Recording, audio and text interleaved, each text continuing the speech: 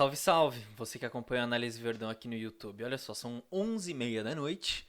Amanhã eu acordo cedo para trabalhar. E aqui estou eu, analisando a derrota do Palmeiras pro Bolívar na estreia da Libertadores. Então, e inclusive é a primeira vez que eu analiso duas derrotas na sequência. Inclusive nem sei qual foi a última vez que o Palmeiras perdeu dois jogos seguidos.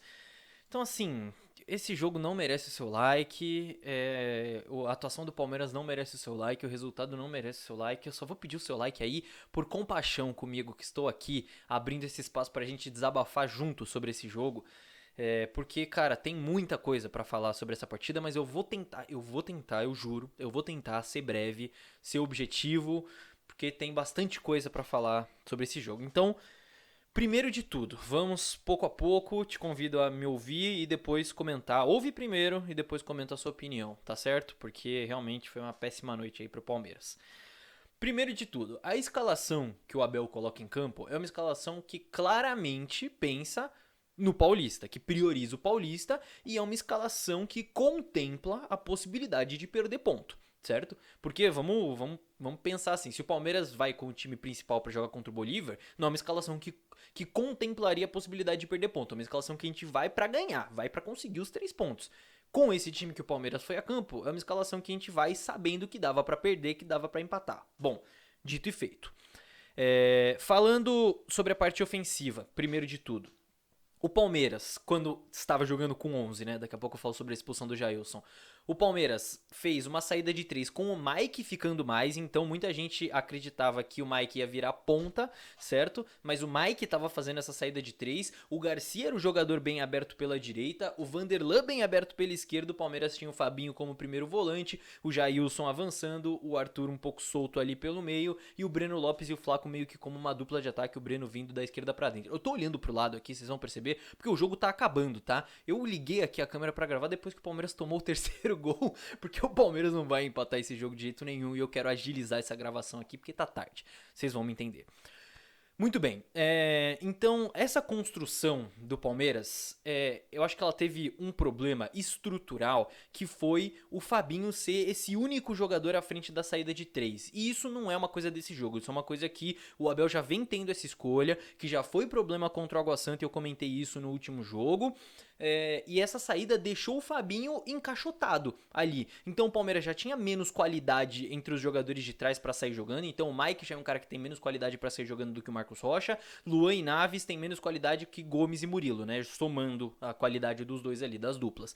Então o Palmeiras já tinha menos qualidade. O Fabinho, que era o volante de melhor passe, ficou encaixotado. Então o Palmeiras buscou muito mais passes diretos, né? Tentando encontrar o Flaco para fazer esse pivô e o Breno Lopes atacando a profundidade ali. Porque até o Arthur, ele ficou prejudicado com isso, porque ele ficava meio perdido ali no meio. Ele era para ser esse meio atacante, só que muitas vezes ele vinha tentar receber a bola ao lado do Fabinho, tentar dar uma opção de passe maior.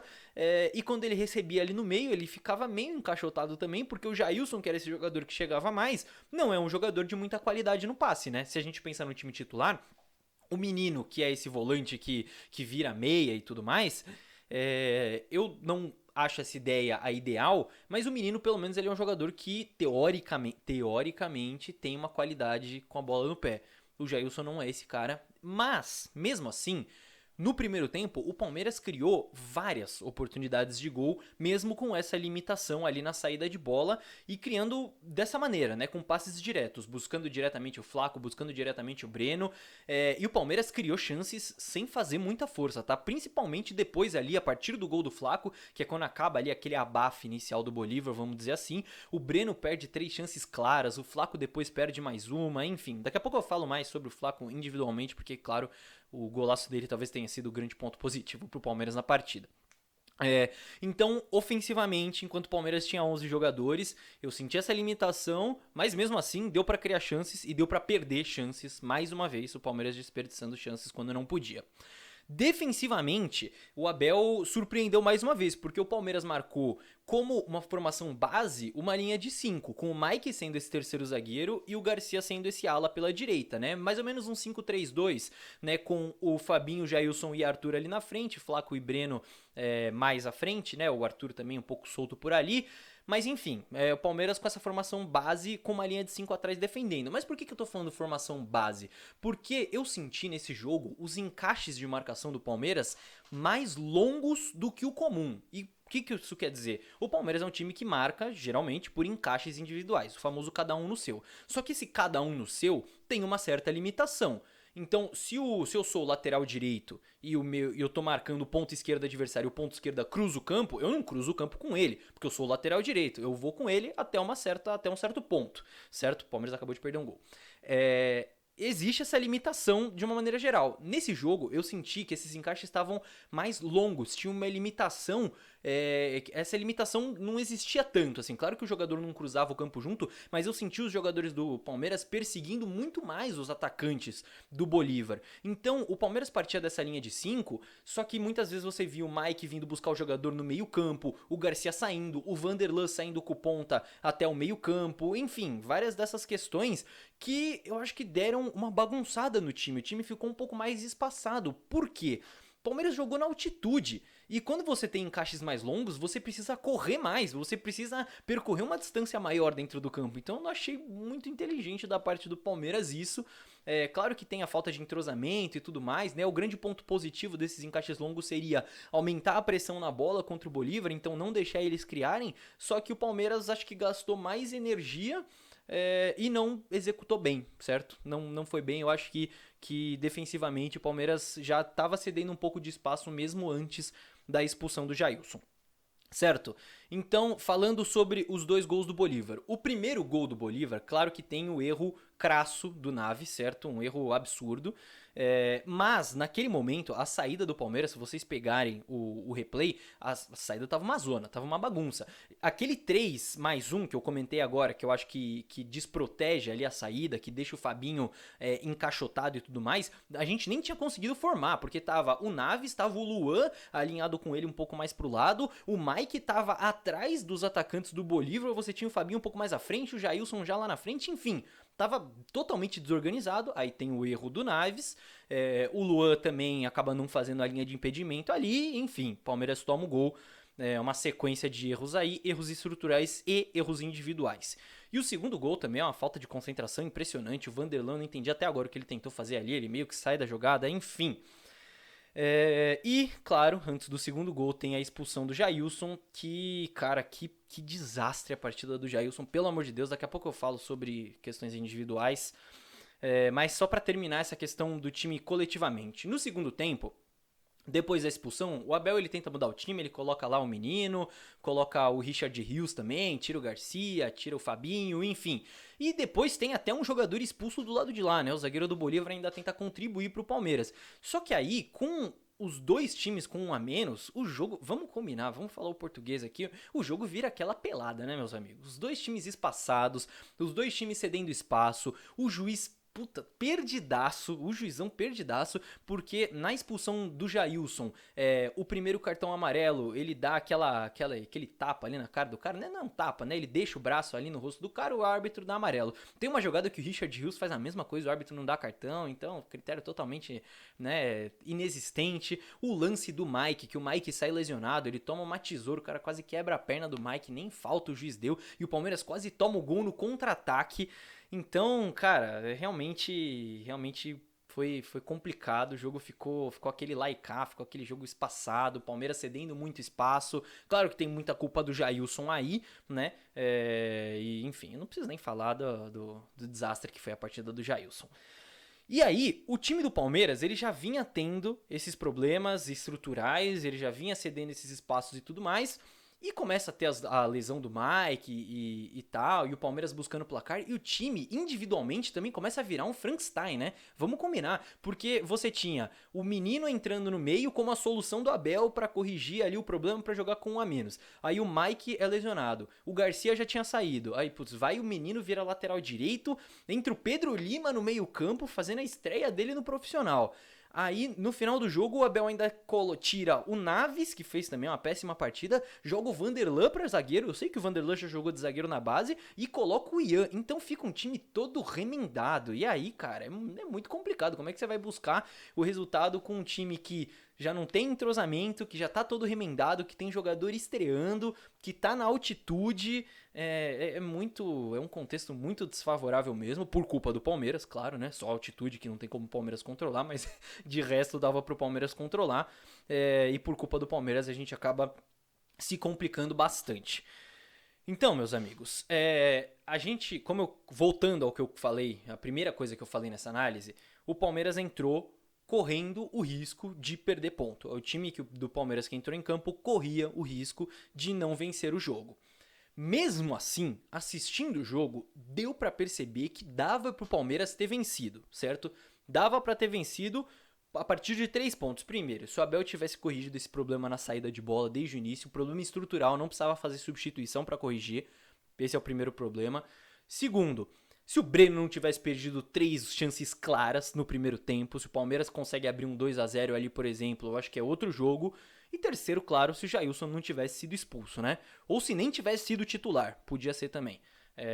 Aí acho que o jogo seria bem diferente, dava pro Palmeiras ter vencido.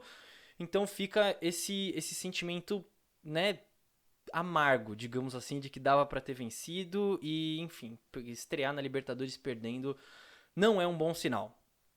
Falando agora sobre questões individuais, eu não quero me estender sobre questões individuais, porque eu não acho que esse é um jogo justo para avaliar todos os jogadores. Porque, como eu falei, é um time que não tinha entrosamento, é um time que nunca jogou junto, é um time que tinha jogadores estreando, e é um time que foi prejudicado pela expulsão de um companheiro de time, né? Então eu não vou ficar aqui. Vários jogadores fizeram más partidas, mas eu não vou ficar descascando todos eles, porque também não é o meu papel.